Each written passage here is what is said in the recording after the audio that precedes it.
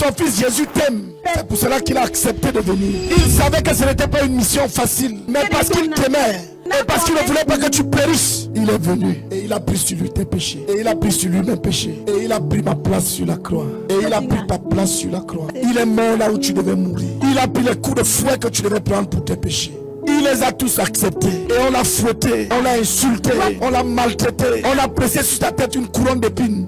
Et son sang a giclé. Et on l'a chargé d'une lourde croix. La croix des péchés de tous les hommes. Et la Bible dit que pendant qu'il avançait avec la croix, il s'est écroulé sous le poids de nos péchés. Il s'est écroulé sous le poids de nos péchés. Tellement nos péchés étaient nombreux. Et la croix était lourde. Et la croix était lourde. Elle était si lourde que le Fils de Dieu, que Dieu lui-même, s'est écroulé. Et puis on l'a cloué sur le bois. Comme si ça ne suffisait pas. On l'a placé.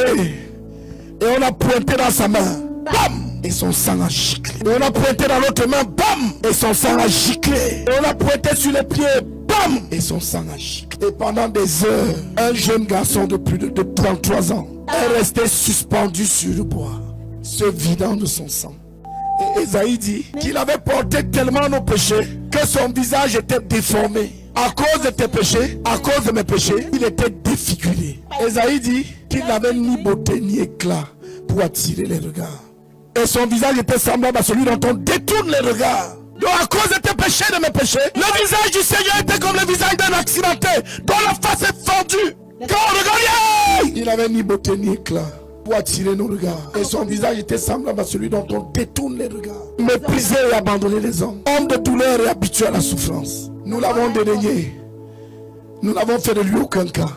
Mais il était brisé pour nos péchés, blessé pour nos iniquités. Le châtiment qui nous donne la paix, le châtiment qui nous donne la paix est tombé sur lui. Hey, il a payé le prix pour que tu aies la paix. Il a accepté toute la souffrance que tu devais accepter pour que tu aies la paix. Le châtiment qui nous donne la paix est tombé sur lui. Et c'est par ses meurtrissures, par ses blessures que nous sommes guéris. Et parmi ceux de sa génération, qui a cru? Là, suspendu sur la croix, en face des gens qui l'avaient maltraité, qui l'avaient insulté, qui avaient craché sur lui, qui l'avaient blessé. Là où il devait maudire, il a trouvé la force intérieure. Alors qu'il était en train de mourir pour pardonner. Il a dit, Père, pardonne-le, car ils ne savent pas ce qu'ils font. Père, pardonne-le. Père,